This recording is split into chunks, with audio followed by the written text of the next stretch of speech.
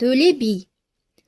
Қазақ ауыз әдебиетінде Төле би туралы аңыз әңгімелер, шешендік сөздер өте көп. Солардың көпшілігінде Төле ақылды, әділ, шешен және халық қамын ойлаған қайраткер бейнесінде суреттеледі. Шынында Төле 17-18 ғасырда өмір сүрген, өз заманының ақылды, білімді, парасатты азаматы болған.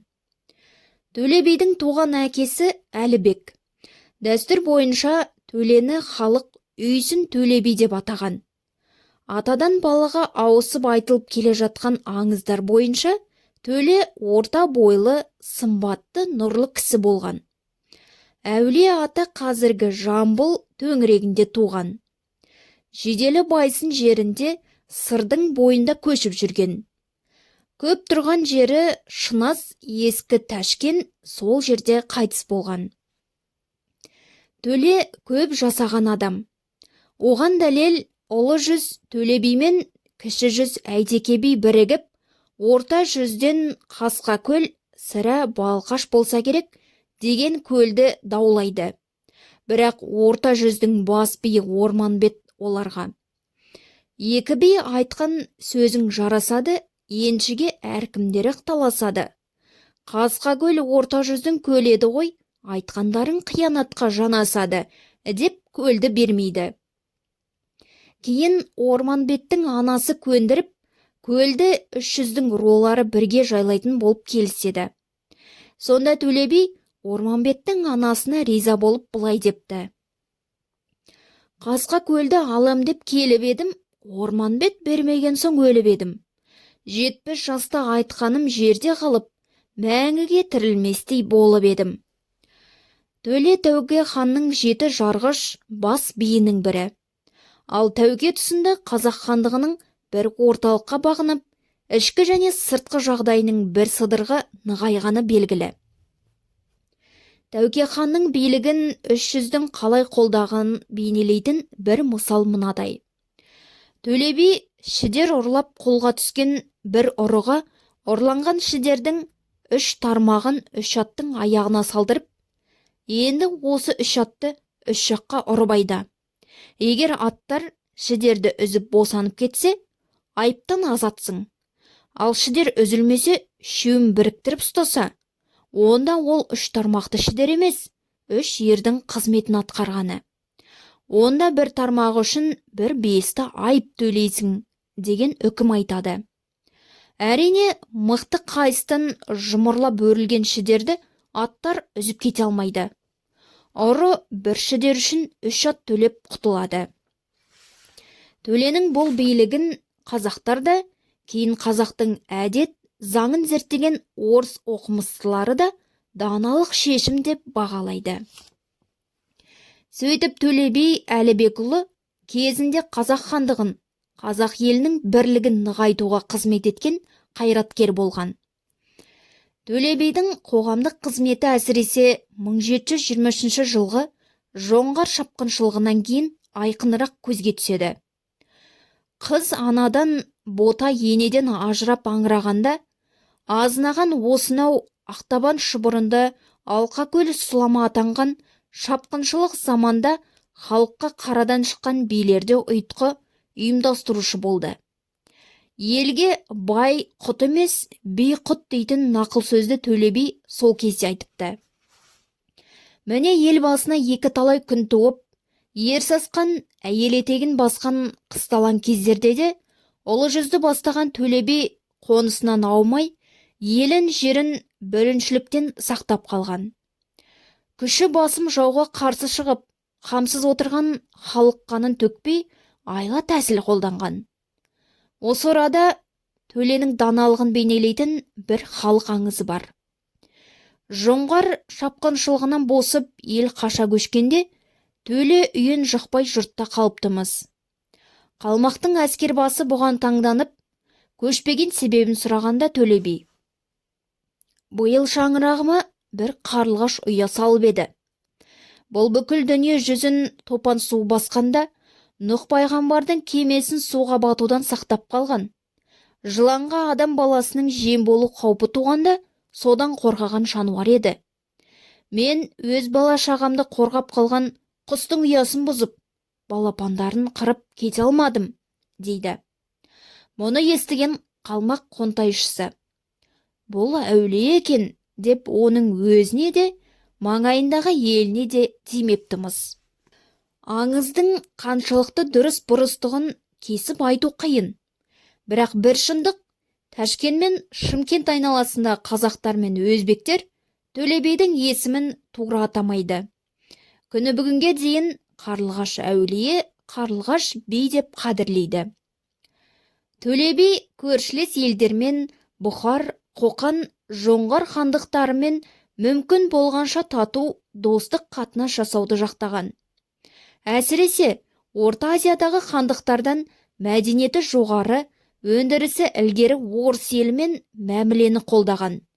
Тіпті кіші жүзді бастап 1731 жылы Ресейге қараған Әбілхайыр ханның артынша ұлы жүзді де қамқорлығына алуды сұрап, бір топ сұлтан билермен бірге император Анна Иоановнаға 1730 жылы ресми хат жазған адам.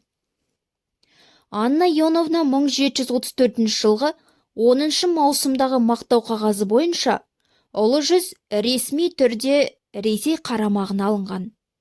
Бірақ бұл әртүрлі себептермен қағаз жүзінде қалады. Сондықтан Төле би ұлы жүзді қамқорлығына алу туралы өтінішін 1744 жылғы тамызда екінші рет қайталайды. Бұл жолы Төле би хатқа бір өзі қол қойып, мөрін басады және Орынбордың губернаторы Неплюевке хатты апарып тапсырумен бірге ауызба-ауыз сөйлесу үшін баласы Айтбай мен Жолдас Батырды жібереді.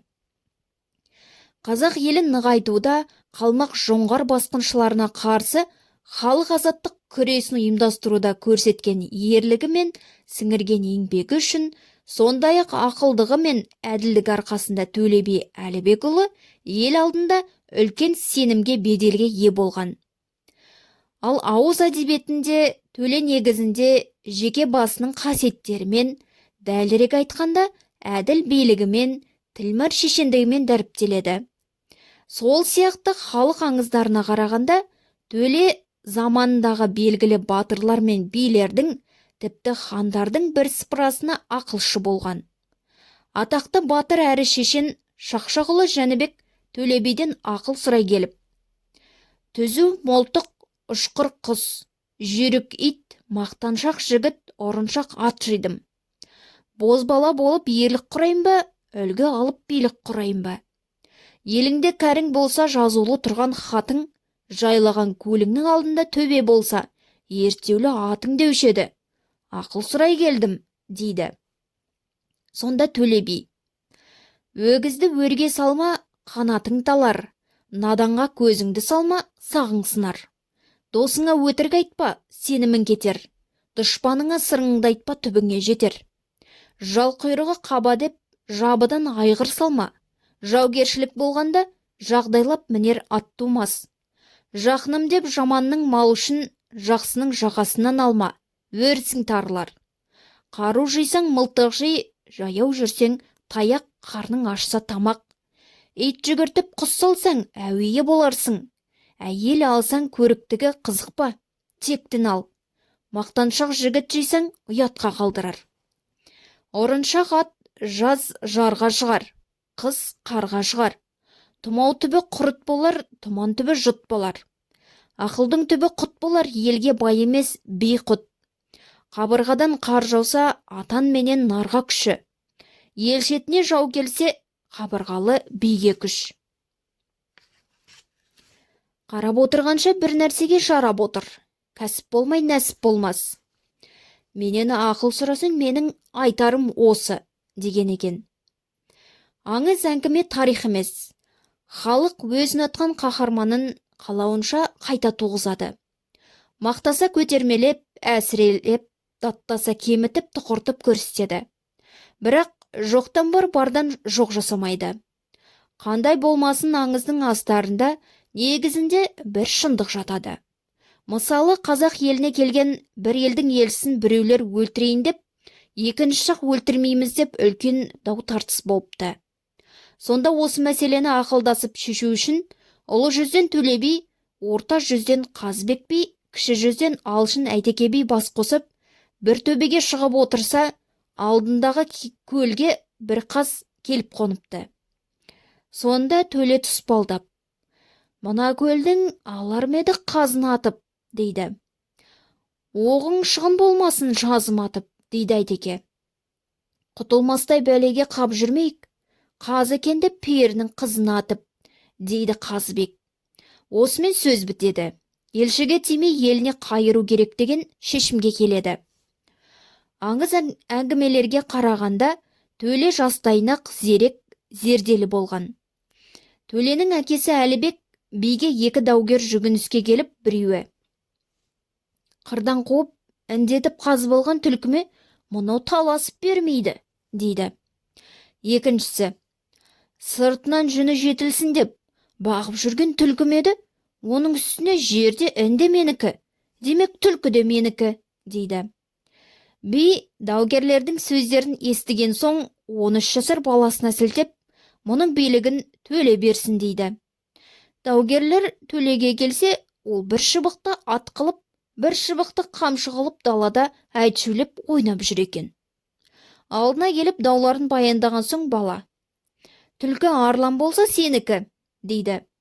Қырдан қуып келіп індеттім дегенге. «Ұрғашы болса сенікі», дейді, «жер менікі» дегенге. Баланың билігін түсінбей әкесіне келіп айтқанда, Төлежан төресін дұрыс берген екен. Түлкінің ұланы түс сақтайды, ұрғашысы ән сақтайды.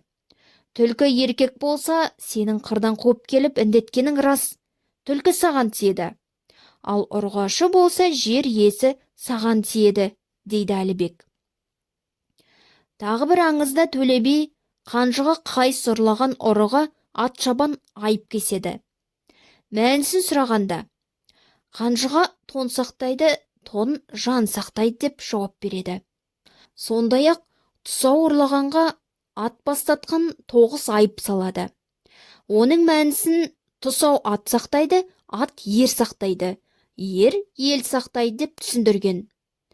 Барымтагершілік уақытта орта жүз Қаржас ішінде жәдігер Құлназар деген кісіні ұлы жүз жігіттері өлтіріп теңдік бермейді, құн төлемейді. Осыған байланысты жәдігерден 4 кісі Төле бидің алдына келсе, би жөнді сөйлеспейді. Талапкерлердің біріншісін тыңдап оң қолын, екіншісін тыңдап сол қолын созады. «Япырмай, мұна екеуінен сөз қалды ма?» деп үшінші сөйлегенде Төле үстіңгі ерін, төртінші кісі сөйлегенде астыңғы ерін созады. Төртеуі аңырып Төле биден бір ауыз жауап ала алмай еліне келіп, көрген білгенін айтқанда, Қаржас едіге би отырып былай депті: «Төле бидің ишарасы төртеуіңе берген бағасы екен. Алғашқы екеуің сөйлегенде екі қолын созғаны, сендер ұзын сойыл, орда жық екенсіңдер дегені. Кейінгі екеуің сөйлегенде екі ернін созғаны, сендер ағайынды екі адамның арасына өсек айтып, ас шерлік адам екенсіңдер. Сендер бітім сөз сөйлеп, дауды бітіре алмайсыңдар» деп қайырған екен. Ел сонда Төлеге едігенің өзін жұмсайды. Төле би 6 ата арғынға ат бастатқан 6-9, 4 ата 4 уылға түйе бастатқан 9 және отаулап бір қыз беріп, қонақтарды еліне қайтарыпты. Бір аңызда Төле Түлкі есімді жігіттің сұрақтарына былайша жауап береді. «Ата 6 алаш деген кім?» дейді жігіт. «6 алаш Алаша ханның балалары. Қазақ, Қарақалпақ, Қырғыз, Өзбек, Түрікпен жайылған» дейді Төле. «300 деген кім?» «300 қазақтың ағайынды 3 баласы. Ағайынды кісілердің өкпесі немен тарқайды? Сағынысып көрісумен тарқайды». Төле би атынан айтылатын толғау жұрнақтарда аз емес. «Жаманға да бақ қонатын күн болады, біреудің өтірігі шын болады. Батырдан бақ қайтатын күн болса, қанша тауып айтса да мін болады. Қаңғырса ханның қызы ханшаны, бақытсыз бір лайық күң болады. Тамам жарлы жиылып, қонған жері көң болмас. Тәмәм сұлтан жиылып, сөйлеген сөзі жөн болмас. Ұры-қары жиылып, ұйтқылы ел болмас. Жаманды қанша мақтасаң, жайды білер ер болмас. Қарағайдан биік ағаш жоқ, бұтақтары болмаса, берекесі тайша жоқ. Ақылды деген адамның айтарға аты болмаса, айтқан сөзі жайша жоқ. Батыр деген барақ ит, екі долы қатының бірі табады. Би деген бір бұлақ қатының ілуде бірі табады. Жаңбыр жаумаса жер жетім, басшы болмаса ел жетім. Ұқпасқа айтқан сөз жетім. Атың жақсы болса ер жігіттің пырағы, балаң жақсы болса жан мен тәннің шырағы, қатының жақсы болса бірінші иманың, екінші жиғаның, үшінші ырысыңның тұрағы. Батырда Қаракерей Қабанбайдан асқан батыр жоқ, үйсін Төле биден асқан би жоқ. Мәшһүр Жүсіп Көпейұлы.